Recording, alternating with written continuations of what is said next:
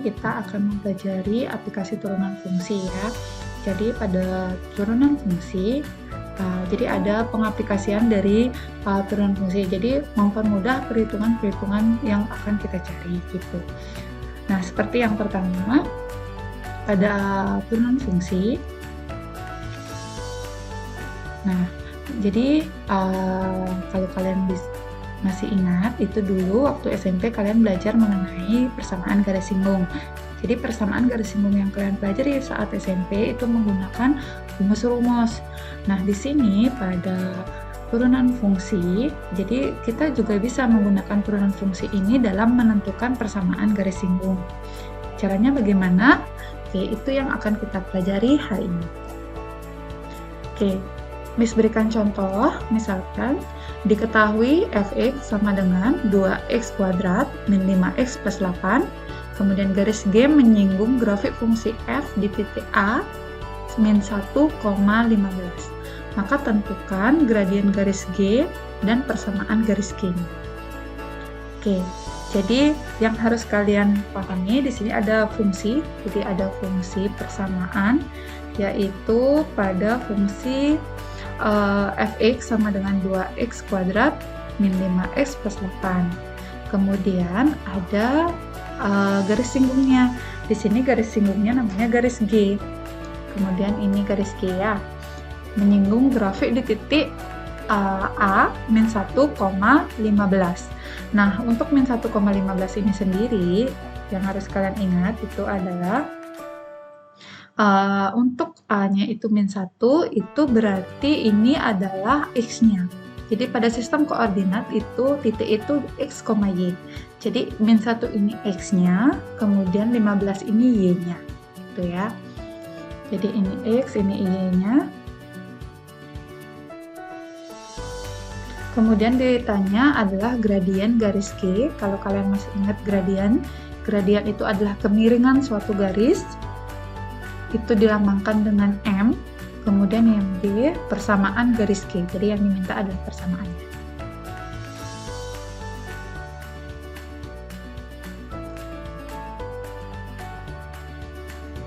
Oke, ini selanjutkan, jadi penyelesaiannya. Oke, yang pertama, kita akan menentukan gradien garis G-nya. Jadi fx sama dengan 2x kuadrat dan 5x plus 8, maka f aksen, jadi turunan dari ini ya. Jadi turunan dari fungsi fx-nya, ini kan 2 kali 2 hasilnya 4, jadi 4x, karena pangkatnya 1. Kemudian ini min 5x turunannya adalah min 5, kemudian plus 8 turunannya adalah 0, jadi kita boleh tidak ditulis ya. Kemudian garis menyinggung grafik fungsi f di titik A. Nah, dari titik ini kita punya kan ini titiknya, ini x, y. Maka x-nya ini yang kita nanti substitusi pada turunan tadi, turunan 4x min 5 ini. Tuh.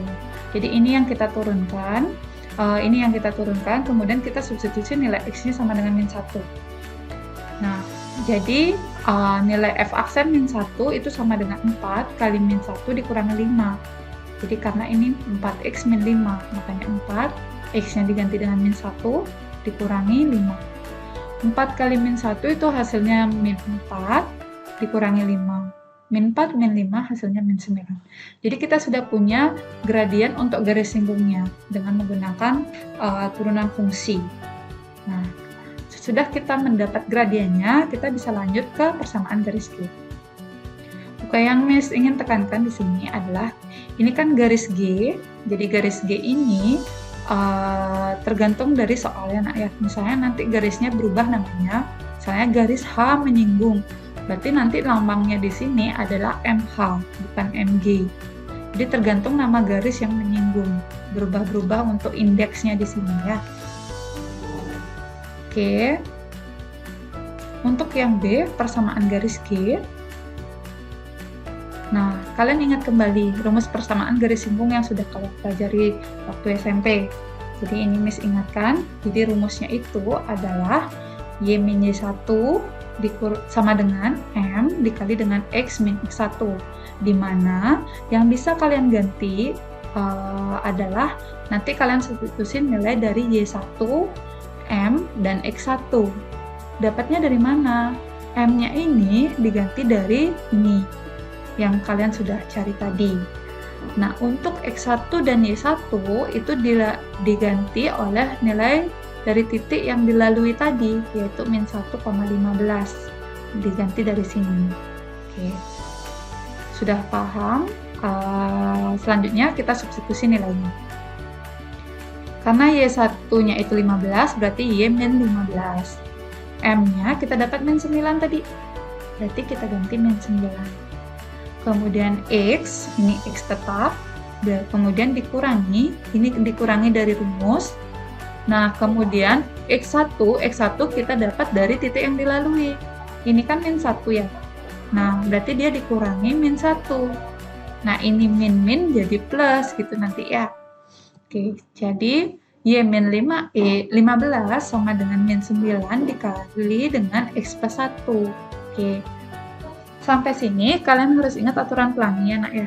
Jadi setiap perkalian dalam kurung ini berlaku untuk kedua sukunya itu. Jadi min 9 dikali dengan X, kemudian min 9-nya dikali dengan 1. Kemudian Y min 15 sama dengan min 9X. Ini kan hasilnya min 9 kali X, hasilnya min 9X. Kemudian min 9 kali 1 hasilnya min 9. Itu untuk aturan pelanginya. Kemudian dari hasil ini, coba kalian simak. Adakah yang bisa disederhanakan? Ya, benar. Jadi yang menjawab tadi yang masih bisa dihitung adalah nilai dari min 15 dengan min 9. Jadi kita bawa dia ke ruas kiri. Jadi min 9X min 9 ini kan karena tetap dia di ruas yang sama. Sedangkan untuk yang min 15 dia pindah ruas. Pindah ruas tandanya berubah, jadinya positif 15. Hasilnya min 9 tambah 15. Oke, hasilnya adalah min 9X plus 6. Inilah yang disebut dengan persamaan garis singgung G yang tadi. Nah, untuk soal-soal seperti ini, kalau kalian menemukan soal pilihan ganda, kadang yang ditulis oleh option itu tidak selalu bentuknya seperti ini. Jadi ada bentuk lain dari persamaan garis singgungnya. Kan yang ini kalian dapatnya Y sama dengan min 9X plus 6. Oke, ini juga bisa ditulis dengan Y, min 9-nya kita pindah ruas semua bawa ke kiri, jadinya Y plus 9X min 6. Jadi yang positif jadi negatif, yang negatif jadi positif. Itu sama dengan 0. Oke. Kemudian ada juga yang seperti ini. Y plus 9X sama dengan 6. Tuh. Jadi yang di sini adalah yang mengandung variabel, kemudian yang di sini konstantanya. Atau ada juga yang bentuknya Y plus 9X min 6 sama dengan 0. Jadi tergantung dari opsi pilihan gandanya. Tapi ingat, kalau dia pindah ruas, tandanya berubah. Itu A. Jadi itu yang bisa dijelaskan untuk persamaan garis singgung. Poinnya adalah kalian tahu turunannya yang kalian harus cari dulu. Setelah mendapat turunan, kalian substitusi nilai X-nya untuk mendapat gradiennya. Selanjutnya adalah kalian cari persamaan garis singgungnya dengan mensubstitusi nilai titik yang sudah diketahui, ini X1, Y1, dan gradien yang sudah kalian dapat. Disubstitusi, diperoleh persamaan.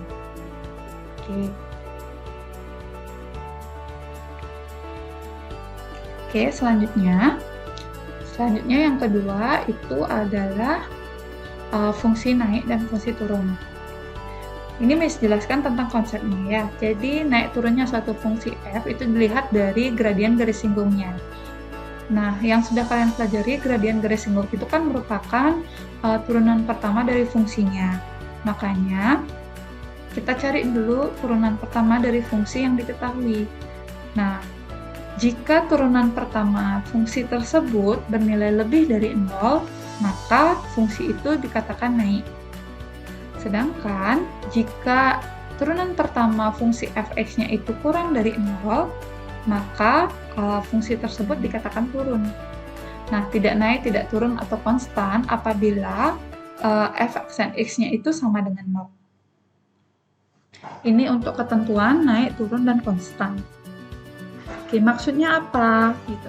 Jadi, bernilai positif ini kan, bernilai positif itu coba kalian cari angka deh.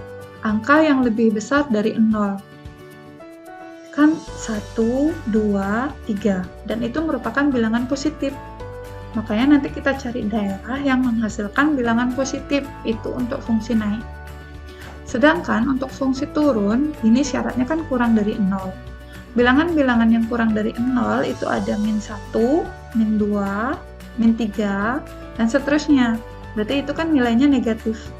Berarti kalau ditanya untuk kapan fungsi itu dikatakan turun, maka kita cari yang daerah yang menghasilkan nilainya negatif gitu. Oke, Miss berikan contoh soal. Oke. Diketahui Gx sama dengan 2x pangkat 3 ditambah 21x kuadrat ditambah 36x ditambah 10. Maka tentukan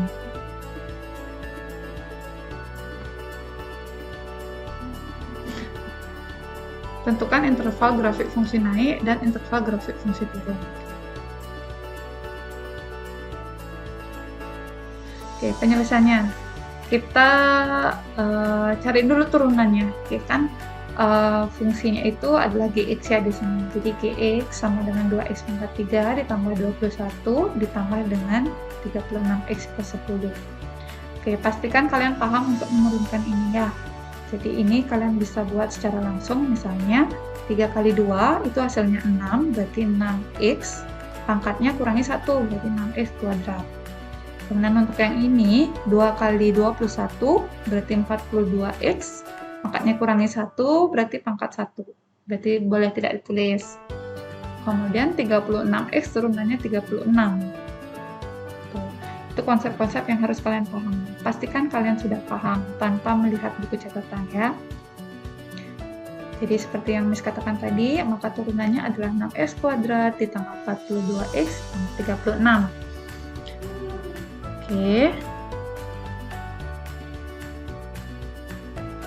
Untuk mencari nilai atau diagram nilainya, kita kan sudah dapat turunannya ya.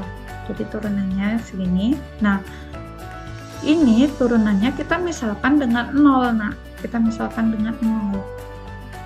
Jadi ini kenapa dari 6x kuadrat tambah 42x tambah 36 jadi seperti ini, karena ini Miss bagi, jadi ini semua sama-sama Miss bagi dengan 6, karena ini kan 6, 42, dan 36 faktornya adalah 6, jadi semua bisa dibagi dengan angka. 6 bagi 6, 1, boleh tidak ditulis. 42 bagi 6, 7. Kemudian 36 bagi 6, itu 6. 0 bagi 6, itu 0. Jadi ini fungsinya ya. Nah, kemudian dari sini kita faktorkan. Kita cari faktornya, kita cari dua buah bilangan.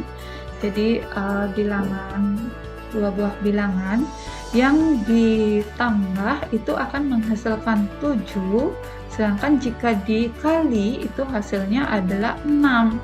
Ingat kembali materi pemfaktoran kalian. Jadi cari dah dua buah bilangan yang ditambah sama dengan 7, sedangkan dikali sama dengan 6. Oke. Nah, misalnya ya dari perkalian, yang menghasilkan perkalian 6 itu kan ada 2 kali 3. Ya, tetapi jika ditambah 2 tambah 3 hasilnya 5, bukan 7.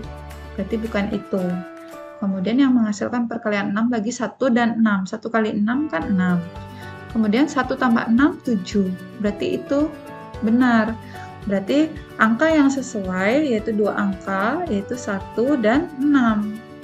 Jadi kita peroleh faktornya adalah x plus 6 dan x plus 1. Oke. Dari sini, mungkin ada yang bertanya, apakah boleh ditulis di sini x plus 1 dikali dengan x plus 6, dibalik gitu ya. Jadi boleh ya nak ya.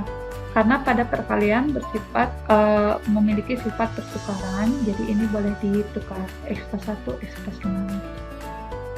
Oke, selanjutnya kita cari faktornya. Jadi faktor pertama adalah x plus 6 sama dengan 0, maka x-nya adalah min 6. Kemudian atau, ini tanda atau ya. Kemudian yang kedua, x plus 1 sama dengan 0, maka x-nya kita peroleh sama dengan min 1. Oke. Setelah kita memperoleh faktornya di dua titik, yaitu min 6 dan min 1, kita buat diagram nilainya. Nah, untuk diagram nilainya sendiri, ingat kembali materi garis bilangan ya. Di garis lurus, kita buat dua titik yang menunjukkan nanti min 1 dan min 6.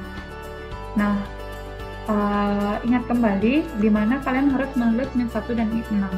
Jadi min 6 itu lebih kecil dari min 1, berarti letaknya lebih sedikit. Jadi diingat pada materi garis bilangan ya, jangan sampai tertukar. Di sini kalian tulis min 1, di sini kalian tulis min 6, itu artinya berbeda, salah. Ya. Dan ini masih dilanjutkan sampai tak terima ya di sini. Harusnya diisi tanda. Oke, jadi kita punya 3 daerah sekarang. Daerah pertama, daerah kedua, daerah ketiga. Nah, kita uji untuk daerah pertama itu misalnya ini.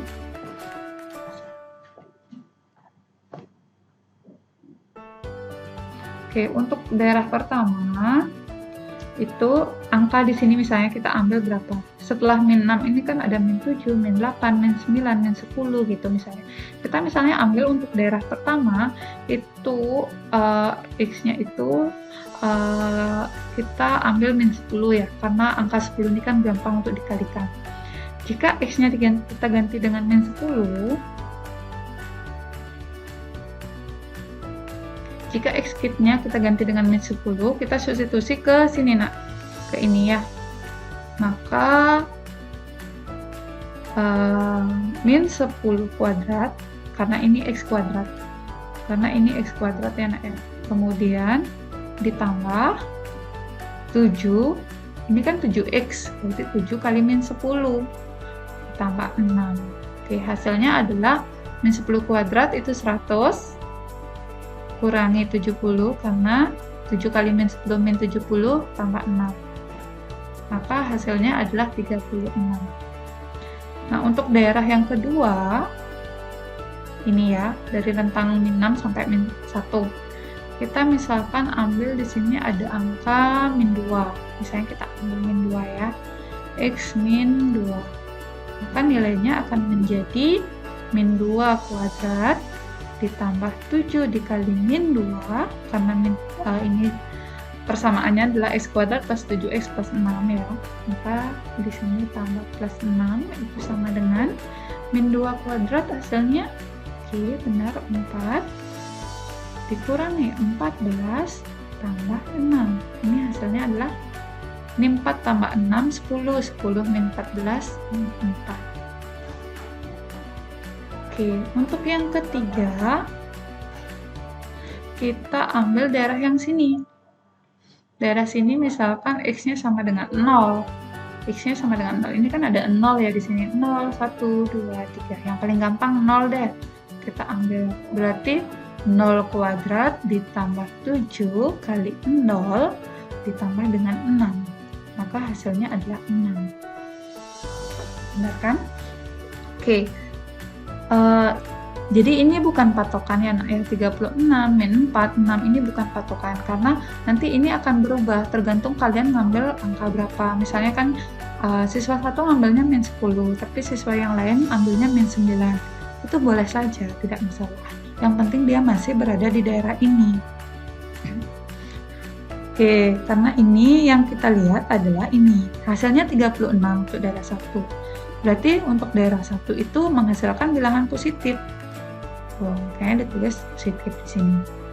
Nah, untuk daerah 2 ini hasilnya adalah bilangan negatif. Maka daerah 2 itu hasilnya daerah negatif. Begitu juga dengan yang daerah 3, hasilnya positif. Maka di sana positif. Nah, caranya menentukan interval naik atau turun. Sekarang kita cari. Tadi kan syaratnya kita punya Untuk yang naik itu f aksen x-nya harus lebih besar dari 0 dan artinya yang bernilai positif. Berarti daerahnya yaitu daerah 1 dan daerah 3, itu artinya. Jadi dapat disimpulkan naik saat x kurang dari min 6 yang ini daerah x kurang dari min 6 atau daerah x lebih dari min 1 yang ini. Oke, sedangkan untuk turunnya, berarti yang kita gunakan adalah daerah negatifnya. Daerah negatif di sini antara min 6 dengan min 1. Berarti min 1 kurang dari x kurang dari, min 6 kurang dari x kurang dari min 1. Oke, itu untuk grafik fungsi turunnya. Oke, itu yang dapat Miss jelaskan untuk aplikasi turunan fungsi pada garis singgung dan fungsi naik, fungsi turun. Semoga bisa dipahami ya. Terima kasih.